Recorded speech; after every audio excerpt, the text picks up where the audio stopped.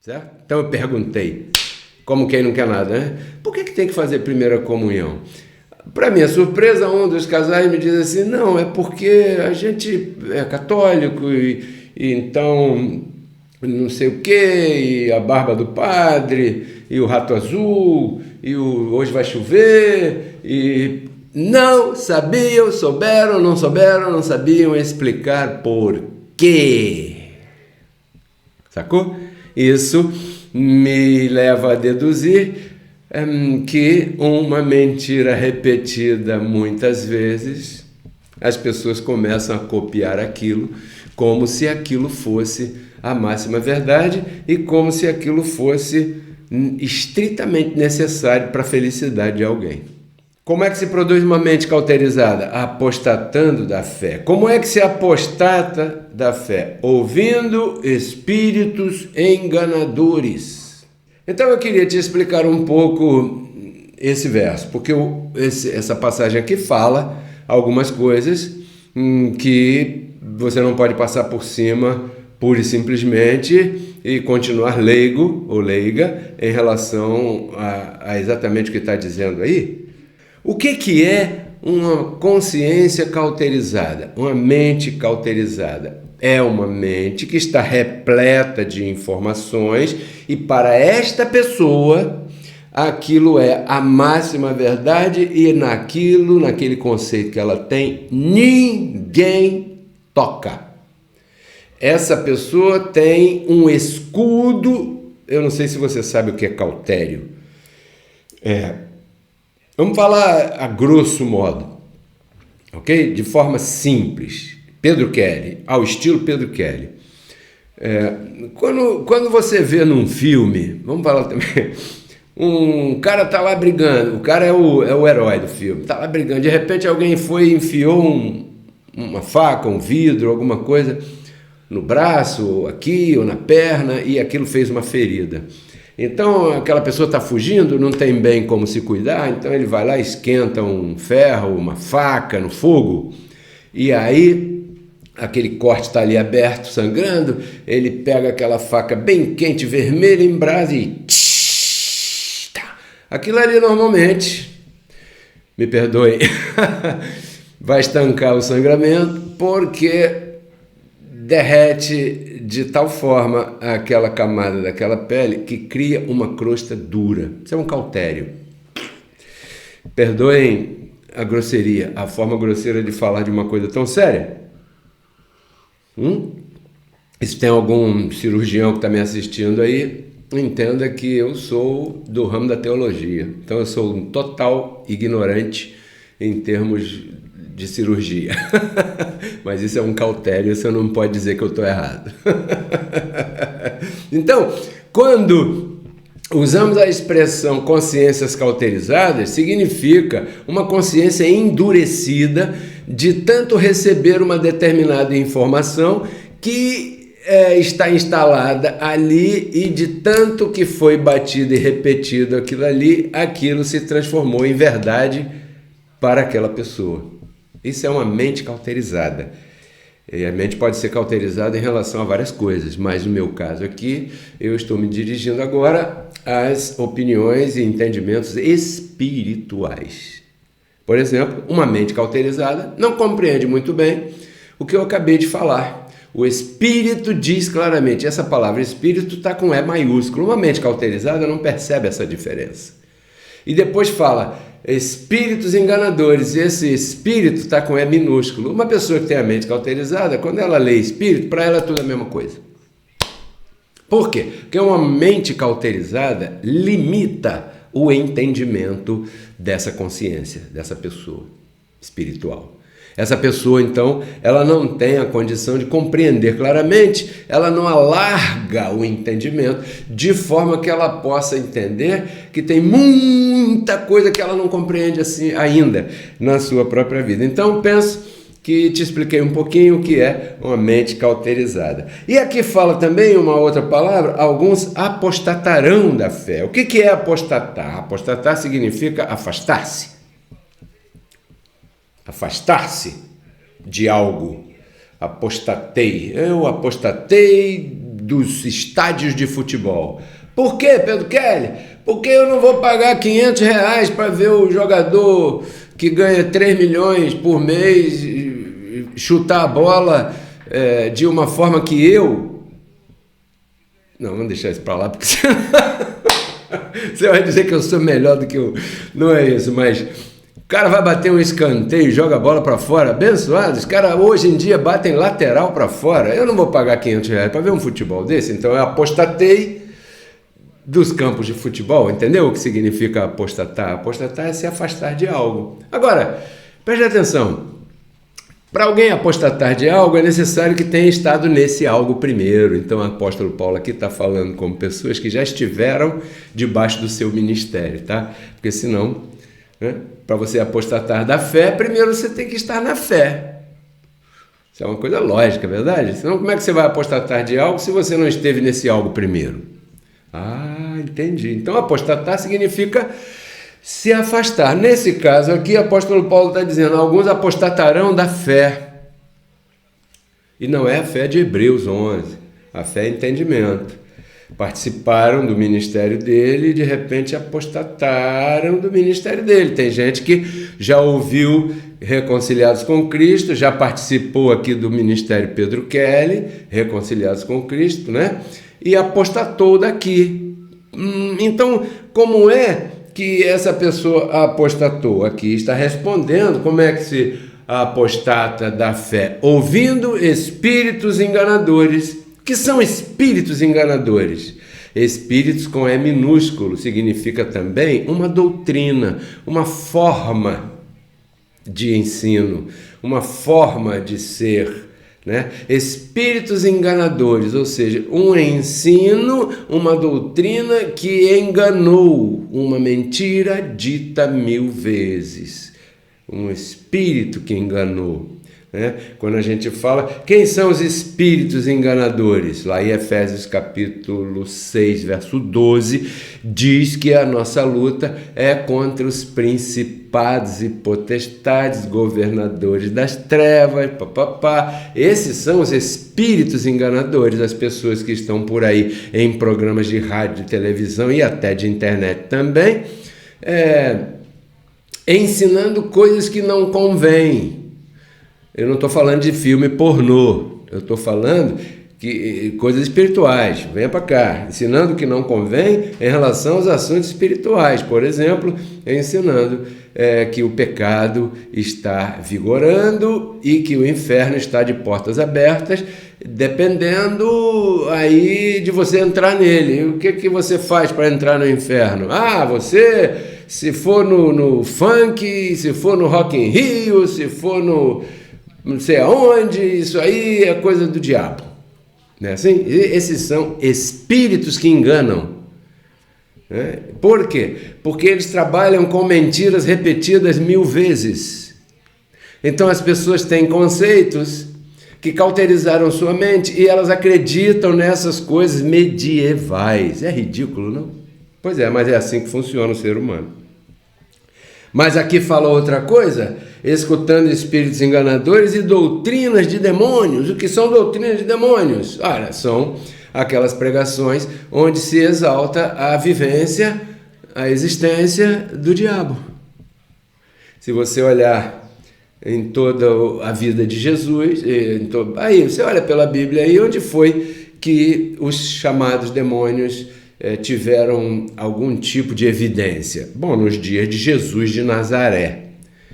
Ok, então quando você exalta, quando você vai num lugar que está falando que o demônio está passeando no meio da igreja, porque as irmãs estão usando brinco. Alô? O demônio está ganhando o mundo, porque o mundo está em trevas. Está em trevas. Trevas significa desconhecimento. Então não é que o demônio esteja ganhando o mundo, é que as pessoas estão em desconhecimento, porque o demônio não existe. Se você admite que o demônio existe, Cristo falhou. Então, uma mente cauterizada tem a capacidade de dizer que acredita em duas coisas totalmente opostas. Ela crê que Cristo ressuscitou, mas ela também crê que o diabo está aí. Só numa mente cauterizada, numa consciência cauterizada, é possível se desenvolver esse tipo de entendimento com duas vias. Entendeu? E você agora para pensar, caramba, esse Pedro Kelly está certo no que ele está falando? Então, isso são doutrinas de demônios, expulsar demônio. Eu participei de uma religião pentecostal avivada que tinha no domingo de manhã, numa hora dessa assim, estava todo mundo lá estudando a escola dominical e utilizava ali, apesar de ser um sistema congregacional, pentecostal, se utilizava a cartilha da CPAD, que eu não sei se ainda era naquele tempo os livros de escola dominical distribuídos para as Assembleias de Deus pentecostais. Então eu era uma coisa assim, bem mergulhada lá embaixo mesmo. E aí depois da escola dominical tinha um culto pequeno, né? Porque a escola dominical ia até, começava 9 horas, antes tinha reunião de oração às 7 da manhã. Depois era a escola dominical, de 9 em diante, e depois era o culto. Bom, quando acabava aquilo tudo, meu estômago já estava roncando, que já era mais de 1 hora da tarde. Pois muito bem, então de manhã todo mundo fez oração e tal, expulsamos o demônio. Pô, caramba, que bacana, nos livramos desse cara inconveniente. Pô, ainda bem, né? Mas aí domingo à noite, a partir das 7 da noite, tem um culto público. E antes tem a reunião de oração, às 6 da noite já. Todo mundo tinha que chegar, principalmente os que eram pastores, como eu era lá. Tinha que chegar e participar da reunião de oração, porque eu ia pregar naquela noite, então as irmãs me punham de joelhos no meio da roda, né, um salão grande, todo mundo assim e tal, e oravam por mim, pelos diáconos, pelos presbíteros, por todo mundo ali para ungir e tal. E quando eu terminava a pregação e chamava à frente, vinha aquele montão de gente na frente, e caramba, eu sou poderoso. E às vezes tinha vigília e eu orava e levantava as mãos assim, caía um aqui, caía outro ali, caía outro lá, e eu, Pedro Kelly, poderoso, Pedro Kelly, tudo. Entendeu? Então eu participei disso. Eu não caí aqui de paraquedas. Eu não estou falando para você aquilo que eu não conheço. Eu estou falando para você aquilo que eu vivi, aquilo que você viveu, talvez, e aquilo que neste momento várias pessoas estão vivendo por aí. Então, numa mente assim, cabe, Cristo ressuscitou, aleluia! Mas cuidado com o diabo, Senhor, tem misericórdia. Ou seja, é uma mente em confusão. Mas por que isso é produzido assim? Porque houve espíritos enganadores, e esses espíritos enganadores vêm repetindo há muito mais de 1000 anos que o diabo existe, que o pecado está aí, e que você pode perder a salvação. Então, uma mentira dita 1000 vezes tem umas consequências, né? E o que vem a seguir, no verso 3, verso 4, você depois contextualiza, eu vou ler rápido, diz assim, que proibirão se casar. Essa é a atitude dos espíritos enganadores que pregam doutrinas de demônios. Diz aqui, ó, proíbem o casamento, mandam fazer jejum e proíbem você participar de lugares, de coisas e que Deus criou para que você desfrute. Uma pessoa que vive buscando Deus, quantas reuniões você já foi? Busca pelo Espírito Santo. Por que você foi a esse tipo de reunião? Porque você começou a acreditar que isso é verdade, porque isso foi tão repetido na tua mente que você se sentiu mal em não ter aquilo que o irmãozinho do lado, a irmã abençoada, não sei quem tem, né? Então uma pessoa que vive buscando Deus, essa pessoa apostatou da fé, ela já apostatou da fé, né? Passa assim, fazendo essas coisas tanto tempo que isso cria uma casca. Isso é um cautério, né? E essa espécie de casca impede a pessoa de compreender, em 2 Coríntios capítulo 3, verso 14, diz o resultado que faz esse tipo de mentira repetida 1000 vezes para uma pessoa. Porém, o entendimento dessas pessoas endureceu. A minha versão diz embotou. Embotou é uma palavra em espanhol que significa isso mesmo, endureceu nesse contexto, tá? Porque até o dia de hoje, quando leem o Antigo Pacto, eles permanecem com o mesmo véu, ou seja, cautério, que não lhes deixa ver, não descoberto, o qual somente por Cristo é tirado. E até o dia de hoje, quando se lê a Moisés, quando eles leem o Velho Pacto, o véu está posto sobre o coração deles. Mas, porém, contudo, todavia, entretanto, quando se converterem ao Senhor, esse véu será tirado. Ponto, fecha aspas, e aqui eu fiquei pasmo. Por quê? Porque o que está dizendo aqui é que essa pessoa que tem um cautério na sua mente, que tem mente cauterizada, que está afetada por uma mentira religiosa dita 1000 vezes, para essa pessoa é verdade, para ela criou uma casca, aqui está sendo chamado de véu, é um véu que impede a pessoa enxergar. Por isso que eu declaro na sua vida sempre o quê? Declaro teus olhos espirituais iluminados. O que eu estou dizendo com isso? Eu estou dizendo, declaro o teu entendimento afiado e não embotado, não endurecido. Mas o que mais me deixou pasmo foi o verso 16, quando se converterem ao Senhor. Peraí. Mas aqui nós estamos falando de pessoas que frequentam as chamadas igrejas. Segundo a informação apostólica aqui, estas pessoas não são convertidas ao Senhor. Porque para você estar convertido ao Senhor, você não pode ter mente cauterizada. Se você tem a consciência cauterizada e você crê nessas mentiras religiosas ditas mais de 1000 vezes, para você o pecado é verdade, o diabo também está aí perseguindo todo mundo e Deus está zangado, que não sei o quê. Uma pessoa que crê nisso, essa pessoa não é convertida ao Senhor, é uma pessoa religiosa, isso sim é. Então você percebe que religião não tem nada a ver com conversão. Sim ou não? Essas pessoas, então, elas estão afastadas da fé, elas apostataram da fé. Elas estão em outra coisa. Uma coisa importante que eu anotei aqui, eu gostaria que você considerasse. Diz assim: as mentiras religiosas são repetidas milhares de vezes por milhares de religiões através de milhares de pessoas.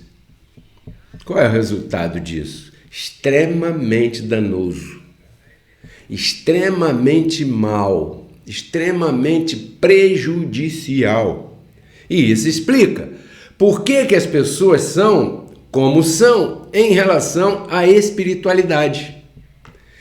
Quando você fala essa palavra espiritualidade, as pessoas dizem, você é espírita! Por quê? Porque os religiosos, eles rotulam, entendeu?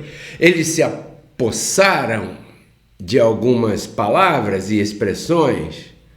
Eles, então, quando você comenta certas coisas, eles te rotulam como isso e como aquilo. Quais são as consequências? Bom, são várias consequências, né? Quando uma pessoa recebe esse tipo de informação que é mentirosa, mas ela é repetida tantas vezes que essa pessoa tem isso como verdade, isso na sua mente cria um castelo, cria uma fortaleza, cria uma coisa quase impenetrável, cria sabe? E isso é um conceito que a pessoa tem, e essa pessoa não admite nem conversar sobre aquilo. Então as consequências são várias, mas para mim, e eu penso que para você também, depois que eu te explicar aqui, será a mais grave consequência é a altivez. Porque uma pessoa que tem esse tipo de conceito, ela é altiva, ela manifesta a altivez. que é altivez, Pedro Kelly? Bom, altivez é um determinado comportamento baseado no conceito próprio. Só que a altivez em relação a coisas espirituais, ela é grave. Por quê? Porque a altivez se levanta contra Deus, sem a pessoa perceber que está fazendo isso. Então a minha intenção aqui não é acusar ninguém, sim ajudar a pessoa a parar com isso, porque isso aí não traz boas coisas para a vida dessa pessoa. Aqui em 2 Coríntios capítulo 10, versos 4 e 5, diz assim: porque as armas da nossa luta não são carnais, mas elas são poderosas em Deus para destruição de fortalezas. Bom, já falou mente cauterizada, eu já te expliquei que essa mente é endurecida por uma informação que cria um conceito na mente daquela pessoa que para essa pessoa é a verdade absoluta. E aqui, né, o Evangelho está chamando isso aqui de fortalezas. Claro, é uma fortificação, é uma casca endurecida que não deixa, você explica e essa pessoa não aceita. Por quê? Porque ela pega a tua explicação, quando você vem com a tua explicação, ela levanta a fortaleza. Aí a tua explicação bate naquele conceito que ela tem como sendo máxima verdade e ela vê você como menos. Isso se chama altivez, certo? Derrubando argumentos e toda altivez que se levanta contra o quê? Contra o conhecimento de Deus.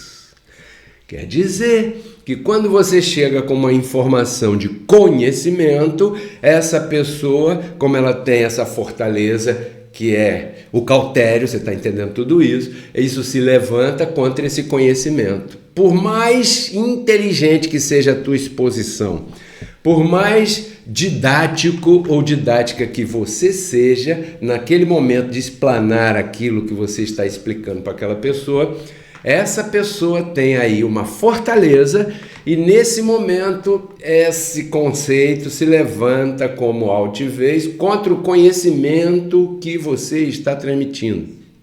Você diz para ela, 1 mais 1 é 2 e ela diz, não é verdade, não creio nisso.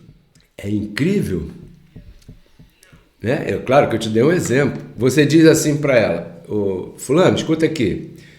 No princípio, Deus conversava com o homem, verdade? Era bacana, diz que conversava, o livro fala que ele conversava toda tarde com o homem. Aí, o que aconteceu? Entrou o chamado pecado no mundo, verdade? Quem foi? Adão, não sei o quê, o casal, parará, sozinho. Você estava lá? Não, ainda bem que eu não estava lá, né? Eu não estava lá. Foi Adão e não sei o quê. Que legal. Aí Adão colocou todo mundo debaixo de pecado. Pois é, esse Adão safado, ele fez isso com a gente, é verdade. Mas aí depois veio Cristo, né? Eis aqui o Cordeiro de Deus que tirou o pecado do mundo, né? Cristo veio, aleluia! E então ele tirou o pecado e tudo, e a gente vai na missa e toma hóstia, e vai na igreja evangélica, e aquele culto da ressurreição de Cristo, e não sei o quê. Puxa, graças a Jesus Cristo nós estamos livres do pecado, né? Não, irmão. Estamos não. O pecado está aí. Espera aí, irmão. Cristo não tirou o pecado? Isso não é bem assim. Entendeu? Você diz para ele, 1 mais 1 é 2. Ele diz, não, é 3.